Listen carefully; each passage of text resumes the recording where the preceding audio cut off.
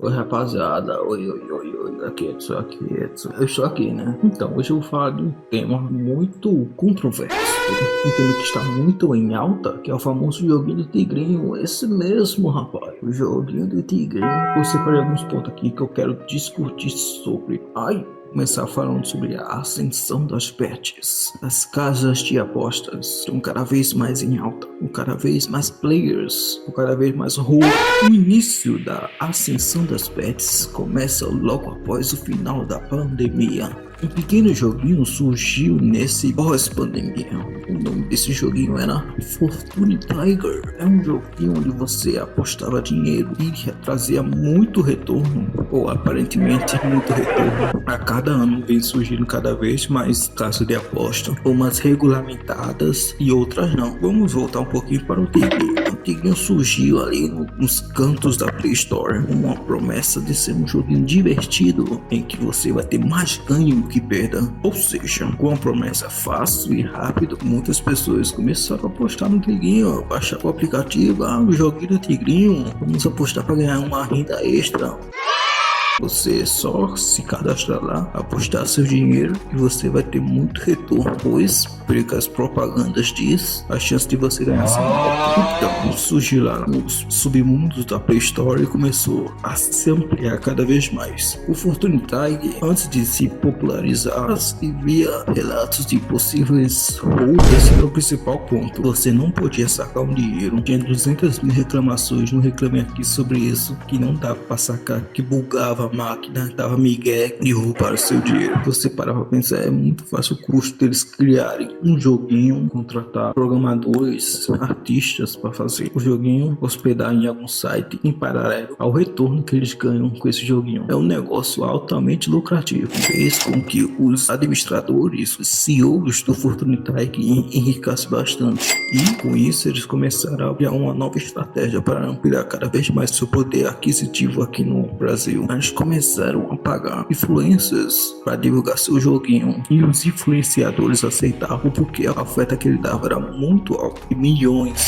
só para você divulgar por X meses esse joguinho todo santo dia. Pelo que eu vi, eles mandam até um roteiro. Então o roteiro basicamente dizia, criava aquela persona de que eu apostei aqui agora em 20 conto e já recebi muito retorno. Eles mandam um vídeo fake sobre supostamente apostando e ganhando muito. Vou testar aqui rapidão para comprovar para vocês que isso aqui dá muito retorno. Ele aperta, finge que aperta um botão, espera um pouquinho e nossa, sai um resultado esmagador. E na verdade isso tudo é só um vídeo, um replay, um vídeo fake só para influenciar pessoas. Esse é meio triste, isso é meio bizarro. Em questão de persuasão no marketing é muito poderoso. Entra muito na mente dos pessoal.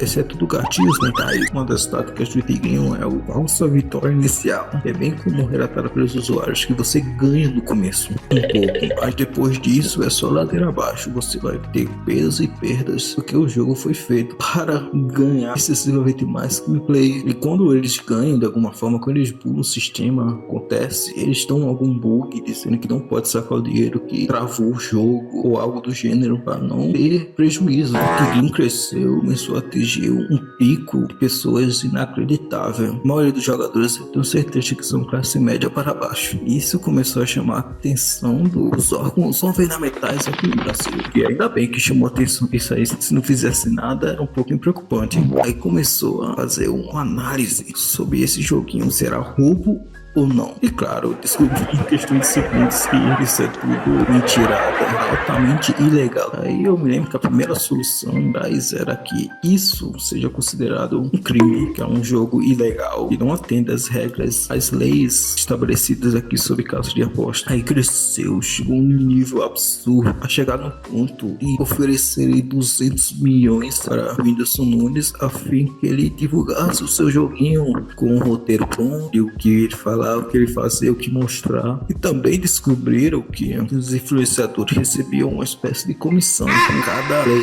que apostava no joguinho do Tigrinho. Isso criou muita bagunça nas internets da vida, no Twitter, em que piorasse cada vez mais a imagem dos influenciadores que divulgavam o Tigrinho, pois eles estavam lucrando acima da ilusão que eles vendiam. Além deles receber um contrato, um valor pronto, sólido, só para ele divulgar, ele ainda recebia comissões por cada perda que o jogador tinha. isso é muito bizarro, cara. Isso não serve só para o Tigrinho também, porque outras casas de aposta que são completamente ilegais ganham espaço. Eu acho bom que surgiu uma espécie de cultura anti-Tigrinho que visava zoar essas pessoas que gastavam dinheiro no Tigrinho, ou zoar o próprio jogo, fazendo paralelos que esse jogo seria uma espécie de isca fácil de pessoas desavisadas. Isso, de certo modo, é positivo, pois isso afasta as pessoas mais comuns desse jogo. Isso desestimula cada vez mais outros players a jogar esse jogo. Ainda bem.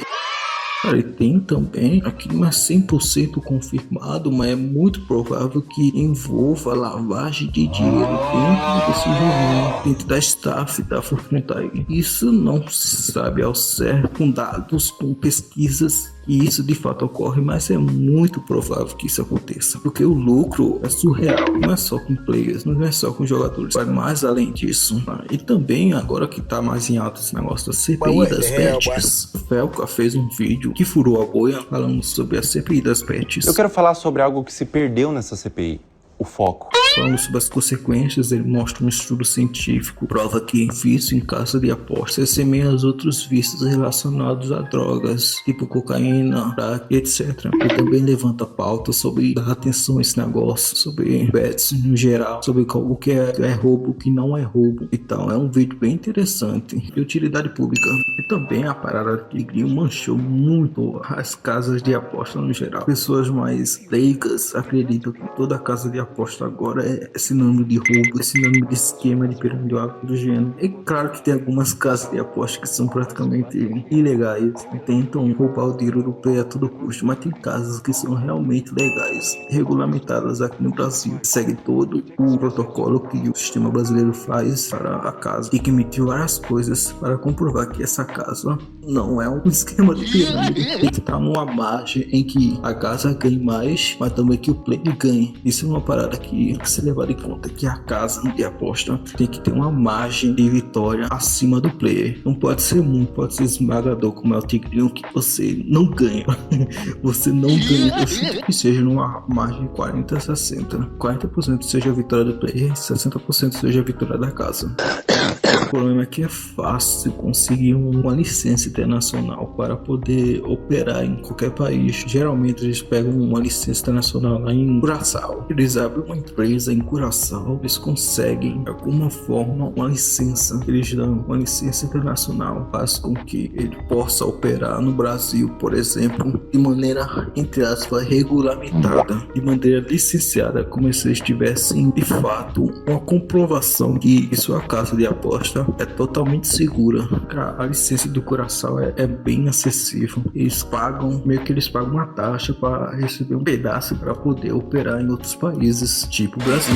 Aí após ele emitir, eles vão pro Brasil, voltam pro Brasil com essa licença, só para aparentar ser uma parada, uma casa de aposta segura. E ainda bem que o Brasil tá cada vez mais ficando mais difícil ser regulamentado, tá cada vez mais tendo mais critérios, mais documentos necessários para ser regulamentado aqui no Brasil. E agora mais com essa CPI das bets, a tendência é ficar mais difícil ser regulamentado aqui no Brasil. Uma curiosidade bizarra, Dostoiévski era viciado em apostar coisas em jogos daquela época. Ele era viciado disso, ele faz até citação sobre isso em alguns livros dele, que era péssimo para ele, fazia muito mal. E também eu creio que algumas casas de apostas são parcialmente regulamentadas, porque baseado nessa licença internacional, creio que eles possam burlar alguns requerimentos que a legislação brasileira pede para regulamentar totalmente a casa de aposta. Abre uma margem para eles conseguirem cada vez mais ganhar dinheiro de maneira ilegal. Se você for jogar e ter vontade de apostar, é uma abordagem muito mais sensata de se fazer em apostar em uma casa que de fato é regulamentada aqui no sistema brasileiro, para você não ter o risco de perder seu dinheiro à toa. Aposte com responsabilidades, que não é garantia de lucro, de fato não é. Ainda bem que eles são obrigados a apresentar esse texto, que tem que levar em conta que todos esses jogos são feitos para você se viciar. Tem toda uma mecânica, tem todo um design bonitinho, com os efeitos sonoros, tudo bem calculado, bem certinho, para que você vicie cada vez mais no jogo. Uma estrutura toda bem calculada para você se viciar. Era bom que Tigrinho agora está sendo considerado praticamente crime. Divulgar ele pode prejudicar a sua vida.